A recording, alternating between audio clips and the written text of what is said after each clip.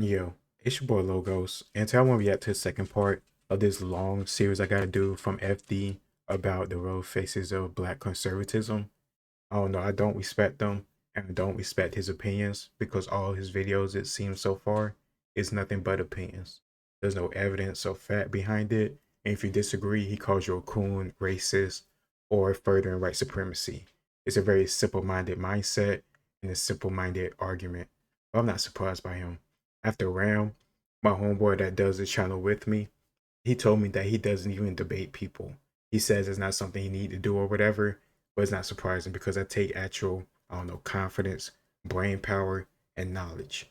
But it's much easier to just give out your opinions and call people, childish, high school insults if they disagree, or call them coons if they disagree. Regardless, it's not somebody I respect, but it is somebody I can laugh at. So let's do this. So if you want to get to the bottom of this shit, you got to be courageous enough to say the thing you're not supposed to say. So with that in mind, can you be courageous enough to debate people and not just put out 3-hour-long essays of opinions? We're going to go ahead and get started with the person who, for many reasons, almost everybody Black is too afraid to critique publicly. But like I said in the last video, no guts, no glory. All you scared to death Negroes.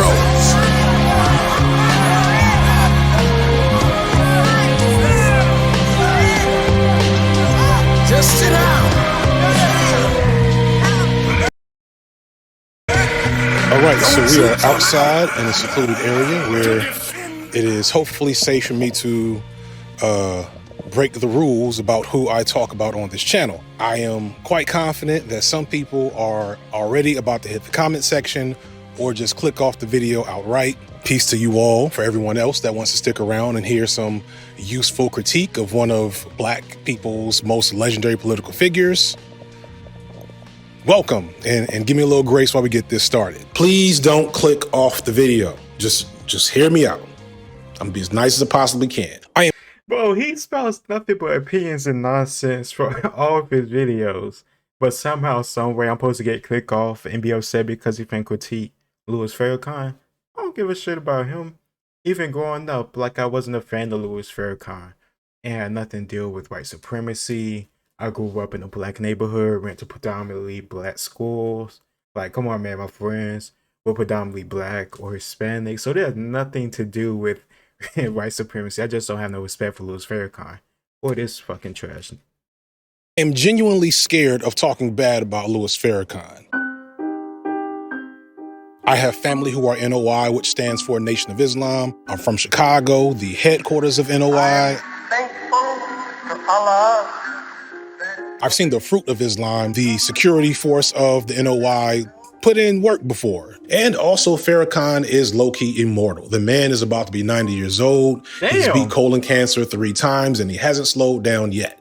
Louis Farrakhan is a legend for a lot of reasons that should be appreciated. Farrakhan has fed and housed and inspired Black people in America and around the world, really, for nearly 60 years. He has shaped the Black political imagination and ostensibly carried on a lot of radical traditions. I'm not going to act like I didn't grow up near a lot of NOI people who were amazing people to grow up around. I've had men in the NOI who were always around to provide guidance and warmth when I was growing up. The NOI has done a lot for Black people, and I am not denying that as I get further into the critiques in this section. That said, 2 things can be true at once. Dehumanizing enemies and people that do harm to us is reactionary and ultimately harmful to everyone. Not only does this foster harmful ideologies amongst ourselves, but it hurts our analysis and critique of the problems we face. It is important not to think that my critique of Farrakhan and the NOI and similar Black political movements is a call to cancel all NOI-related connections, ideologies, and valued contributions that they've made to Black people. But I do hope to bring into focus how harmful Farrakhan has been in the grand scheme of things. Farrakhan, as I said, is the most significant force in Black political thought of my generation.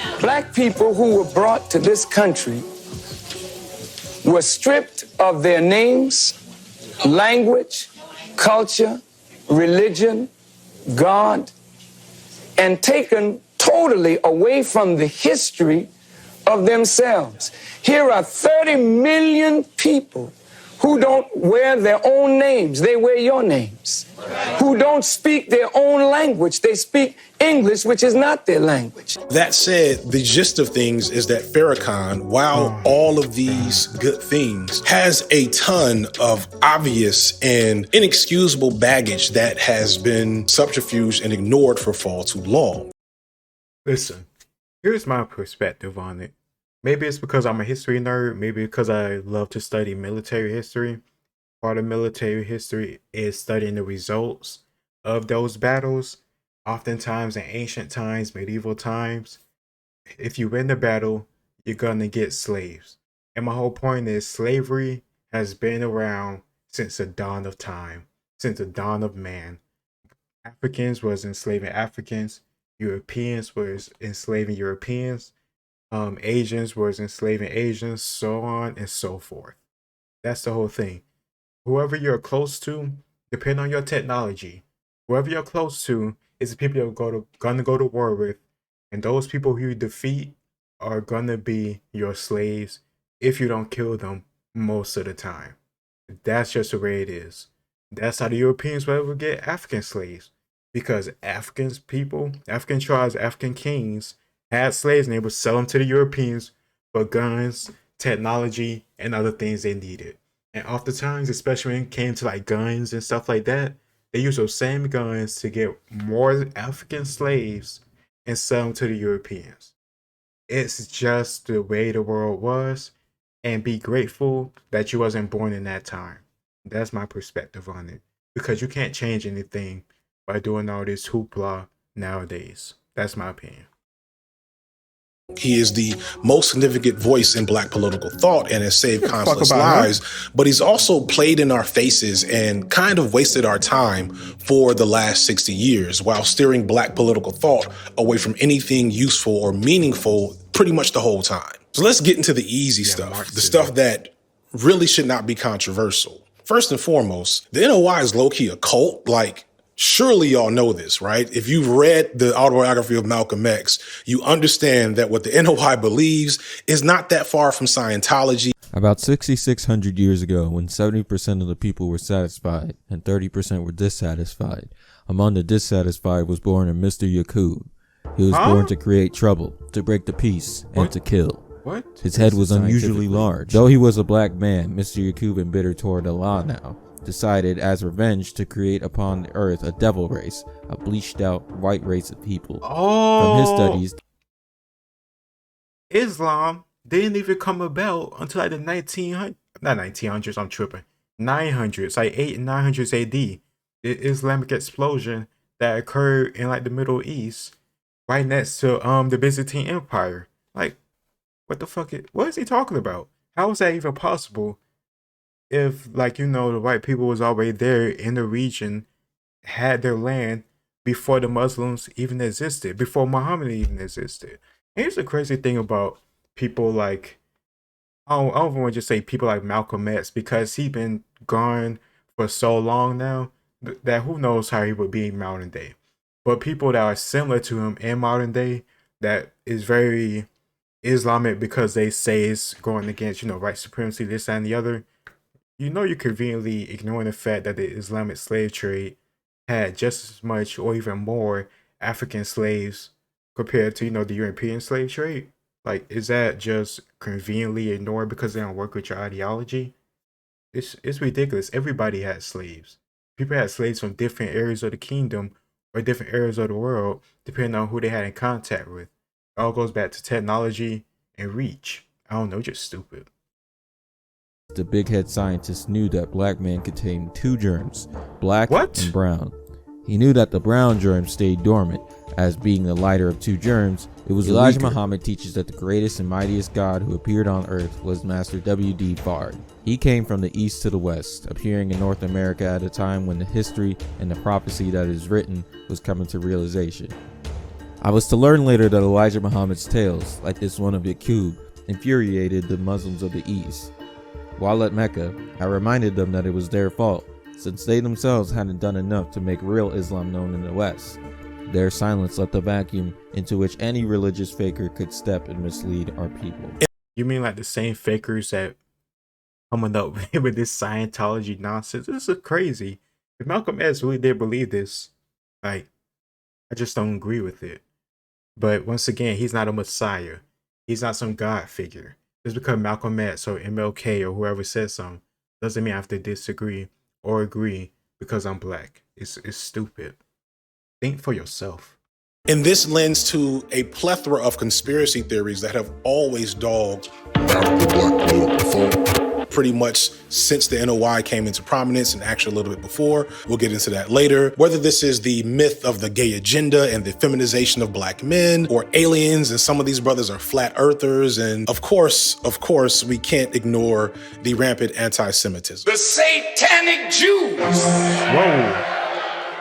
They control everything and mostly everybody. Farrakhan has been peddling anti-Semitic conspiracy theories that he himself inherited probably from Marcus Garvey, who we'll talk about a little later, for pretty much the entire time he's been prominent. Now, understand, there are significant issues between black and Jewish people in America that have never really been fully processed or digested between either group. And there are many reasons to critique these issues among black and Jewish people. The problem is that the person often leading that critique has been Louis Farrakhan, but instead of leading it with analysis on economics and urban issues, it's mostly been just lazy conspiracy theories that go back to the protocols of Zion. Why do you care about economics and stuff like that, considering that you think Thomas Sowell's a grifter and he's an economist? I probably said that wrong the first time. But he's an economist, but you say he's a grifter and all this other stuff. Once again, I'm pretty sure it goes back to he don't agree with my ideology, so he's a grifter. Simple-minded. It is now becoming apparent that there were many Israelis and Zionist Jews in key roles in the 9/11 attack. Farrakhan's anti-Semitism speaks so loudly that it makes it impossible for others with better takes and better frames of analysis on the issue to speak up. This constant anti-Semitic nonsense has influenced many fringe black political ideologies that have sadly in recent times escaped to the surface due to folks like Ye and Kyrie Irving bringing what have always been fringe ideologies to the forefront through their celebrity status. And I'm repeating fringe for a couple of reasons. One, because I know some of these dudes are going to watch the video and they're going to respond, explain how this is me showing my alignment to white liberals, completely ignoring the fact that black people, the whole of black American culture, has always satirized and comedically characterized these types of dudes, the weird way they come off, their ridiculous conspiracy theories, and pretty much everything about them. Turn that poop into what? Turn that poop into what? I'm skin, ain't you? Can you tap that white girl for me? Oh, after the devil made you, he broke the mold. To the point where I'm starting to realize how harmful they are because they have stolen a legacy of black political thought and Pan-Africanism and turned it into what we pejoratively call hoteps. But I'll come back to that in a second. That in mind, I want to be clear, though, that Farrakhan's anti-Semitism and, say, Alex Jones's anti-Semitism that is traditionally white supremacist are not the same. They don't come from the same root causes. They don't have the same end goals. This is important to understand because I know a lot of you get all hot and bothered by the idea of finding a Blittler to content farm and will try to make lazy, uninformed comparisons between these fringe black ideologies and the mainstream white media news outlets that peddle the same thing. Both forms of anti-Semitism are harmful and deserve critique, but Alex Jones was a huge media figure for years before lawsuits finally took him down a few pegs just a couple of years ago. Meanwhile, Farrakhan hasn't been on mainstream TV in well over a decade, and Tucker Carlson, who is still putting out anti-Semitic nonsense, is the most watched news anchor in all of American TV. These two things are not the same, but that's literally a future video. Getting away from the easy stuff is the fact that Farrakhan and the NOI have been prophesying this doomsday future revolutionary upheaval that they will help guide black people through after some type of calamity that finally causes the powers that be or the aliens to come back to Earth and start to really address the needs of black people or something. I don't exactly get what it is, but here's the thing. If there ever were some type of super societal breaking calamity, the NOI would probably have the most significant set of resources in all of Black America because They got it. The NOI has a pretty significant security force called the Fruit of Islam, who I have seen put in work many a time. They are not to be played with, which is one of the reasons I'm a little scared to do this video. But you know, I'm sure that people will be okay with a little bit of critique. And the Fruit of Islam are not new. In fact, it's the Fruit of Islam that was probably at the root of why Malcolm X left the NOI back in the 1960s. After Malcolm X had spent several years working with the NOI, he began to be disillusioned and frustrated with the fact that they would always talk about things they were going to do, and they had every resource necessary to do some of those things in terms of being direct action against the state. But the NOI never bothered to actually do anything. After falling out with the NOI, he actually went on his pilgrimage to Mecca. And when he came back, that moment of traveling the world opened his eyes to just how false the NOI's doctrine. And he came home to America, really a burgeoning leftist, if you pay attention to how his rhetoric was developing at the time. He began to reject the black separatist philosophies of the NOI. Despite the fact that I tried to protect the Muslim movement, if you'll notice, they use their newspaper to slander me and to label me as a hypocrite and as a rebel. And Mr. Muhammad himself said that I defected.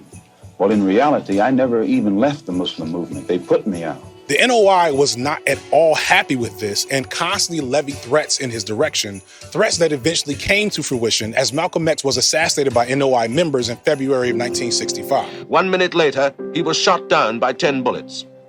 18 minutes later, he was dead.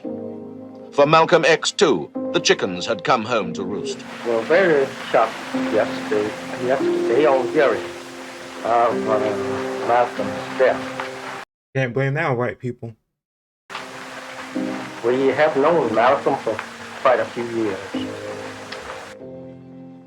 One of the ugliest rumors about Farrakhan is that he may have had something to do with Malcolm X's murder. Farrakhan had a lot to gain from Malcolm X being out of the picture and has clearly since then emerged as the face of the NOI and the most powerful political force among black people in the world for the last 50 or 60 years. And by rumor, I mean complete alleged fact, because this man admitted on live TV that he definitely contributed in some way to the forces that eventually led to Malcolm X's death. Yes, it is true that black men pulled the trigger. We cannot deny any responsibility in this. Where we are responsible, where our hands are a part of this, we beg God's mercy and forgiveness. Perhaps a healing can come to Miss Shabazz and her family. As I may have been complicit in words that I spoke leading up to February 21st, I acknowledge that and regret that any word that I have said caused the loss of life of a human being. Just this past week, Atala Shabazz gave me her reaction to the meeting. Quote, "He has never admitted this before, publicly, until now. He's never caressed my father's children.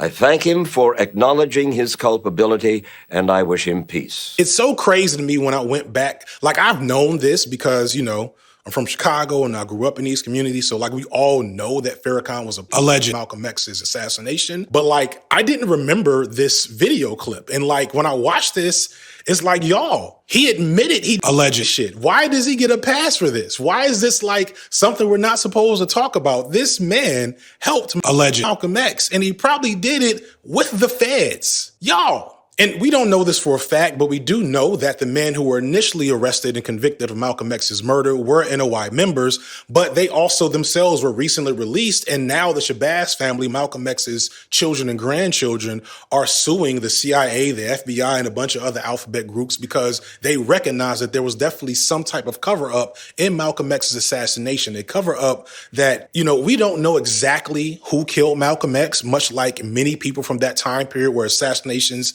were happening all the time in the 1960s. But you'd be a fool to think that Minister Farrakhan himself doesn't have a decent idea of what really happened there and just hasn't told the truth about it. Considering all of this, how has this man and his movement been allowed to be emblematic of the black radical tradition for the last 50 or 60 years? To me, The answer is quite simple, but just hard to swallow, which is that Farrakhan, while excellent on all these other forms, is really an extremely effective tool for the status quo because he's such a big distraction. The satanic Jews.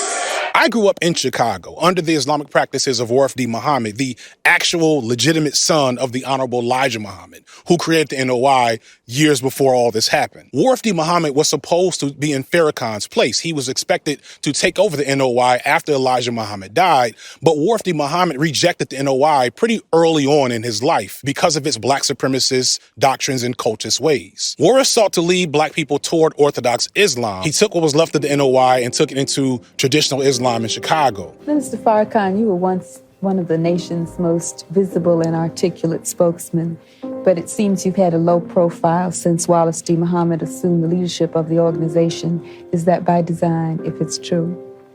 Well, I think that Right after Warfdi Muhammad kind of shut the initial NOI down, Louis Farrakhan came behind Warfdi Muhammad and reformed the NOI in its original form. This created a conflict between them that eventually was healed in the early 2000s, but it's a well-understood reality among actual Muslims and black Muslims that there's always been some conflict between these two communities because the truth of the matter is the Nation of Islam isn't really Islam much at all, if you know the reality behind the organization. And while W.D. Muhammad was no socialist, he was a true spiritual leader and was much more moderate and collectivist in his rhetoric. He wasn't the bombastic and inflammatory figure that Farrakhan was, which you would think would make him more popular to the status quo and the powers that be. But that's not what happened. Instead, it's Farrakhan who was able to, again, take this inflammatory, often anti-Semitic rhetoric and rise to the top of black political thought during this time period. Farrakhan, because he's not really challenging the economic hierarchy of capital, he's not making any demands of policy, he's not actually doing anything but calling out, quote unquote, racism, the Jews, and maybe some aspects of American imperialism that, interfere with his international connection. He's a perception of radicalism that challenges nothing. So he's a perfect foil for the political moment in the rising 80s and 90s and increasing neoliberalization of black politics, because he creates, just like much of hip hop, this perception of radicalism that challenges nothing. It doesn't challenge capital. It doesn't demand the state to make a redistributive policy. It doesn't challenge corporate power. And it doesn't do anything to actually challenge the way in which race is used within a capitalist hierarchy to perpetuate the immiseration of large segments of the black community. So he becomes a perfect tool to maintain the status quo because his charade of radicalism keeps black people clapping while it actually doesn't allow them to demand or challenge anything. The reality is that Farrakhan is more useful and less dangerous to the establishment politics and status quo than he and his followers would like you to think. What makes Farrakhan as a problem is that he inherited these radical traditions around black power, black nationalism, etc., in possibly the worst possible way. The Nation of Islam has roots in Garveyism, i.e. the teachings of Marcus Garvey, who was a prominent black political figure of the early 1900s and one of several ideological nemeses of W.E.B. Du Bois. Garvey himself has a lot of issues and is probably the core source for much of the fringe black political movements that exist today. When I say that Farrakhan inherited the black power or black nationalist tradition in the worst possible way due to Garvey, I don't say that lightly. There are a lot of very easy critiques to make about Garvey that are directly connected to Farrakhan, the anti-Semitism, possible fraudulent acts, the pretty explicit weird takes around black supremacy and race mixing and miscegenation. Garvey did meet with the KKK during his time because he felt like the KKK would be a useful ally in supporting his goal to move black people from America to Africa. And when you look into Garvey's explicit goals for his movement, it is a very right-wing, very conservative framework for how to address black people's problems. They would say that, Garvey was a conservative, and I would agree with that. His predecessor was clearly conservative. He was definitely, racial uplift, black capitalist type. And also his notion of Pan-Africanism was about a black Christian civilizing mission on the African continent. That was his vision of quote-unquote Pan-Africanism. For some, it's hard to engage with the fact that Garvey was a conservative, but the record clearly shows this. His ideal for Black liberation through commerce and economic viability comes out of the school of thought that was built by Booker T. Washington, another ideological adversary of W.E.B. Du Bois during this time. And Washington, like Garvey, felt that it was more important for Black people to build economic and commercial engines, and that would somehow allow them to agitate for better rights and better treatment under white supremacy. The ideology of Farrakhan inherited. No, it's about, creating your own thing, have your own income, and not asking for handouts from people because you're building up your own source of income and your own value. Like, I don't know, it's crazy how you talk about white supremacy and feeding into white supremacy and this, that, and the other, but you want to ask white people or the government to give you something. I don't know, just weird for me. But you hear often when it comes to these Marxists or leftists, they say that government is evil, but then at the same time, they set that evil government to give them something or change something or whatever. If they were really as evil as you think, or as you try to make them paint it out to be, because they are evil, but they're not authoritarians like the way Marxists or communists has proven them to be. I don't know, it just seems very funny to me. From Garvey has come to what likely would have been its eventual conclusion had Garvey been able to do the same years ago. It is turned into a capitalist boondoggle for the Black bourgeoisie and, of course, the white elites to let this Black power struggle waste its time collecting donations, trying to invest in a system that exploits them, and avoiding the more viable Black radical traditions that would actually challenge the status quo and lead to change. Because Garvey's political ideology still fits very well into the capitalist project here in the States, he is held up as the core figure in Pan-Africanism, which is ironic because the actual Pan-Africanist movement Garvey wasn't all that associated with because the real Pan-Africanist movement was very much a socialist project. Meanwhile, as I said multiple times, other Pan-Africanist figures like Du Bois, Nkrumah, Roberson, their legacy does not get retold in public discourse. They're not focused on in your children's Black history play. And if they are, those elements of socialist movements and actual Pan-African organizing are completely erased from their legacy. And this is not to say that a lot of those figures do not have their own issues and things they need to be critiqued about their legacies. They definitely do. But to even do that, you would have to tell the whole of their legacies in the first place. And that is not happening because figures like Garvey on into Farrakhan and now Umar Johnson hold the reins of Black radical political movements, and they're basically steering them in the silliest way possible. Umar Johnson is a living, breathing meme. I mean, no disrespect. It's just the reality of the situation. All right, I'll stop it right there because now he's finally saying something I agree with, because I think Umar Johnson just a joke. Don't take none of the stuff he says seriously. If anything, I just laugh at him. And considering the stuff that he does say, and for that note, I don't know the full story or whatever. I could be wrong on this, but taking donations, saying gonna build this school or whatever, and it still haven't been built. I don't know. It just seemed like he's just a joke. But I don't know.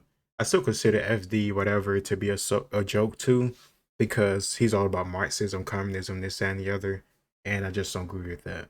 History tells us that Marxism doesn't work. Just because you have corruption in a certain system or in a certain government doesn't mean just ripping it all apart going to fix it all. Look at communist Soviet Union. Look at communist China. China is exploring Africa right now with trade deals and such and so forth that takes away autonomy from key strategic resources or ports on the African continent.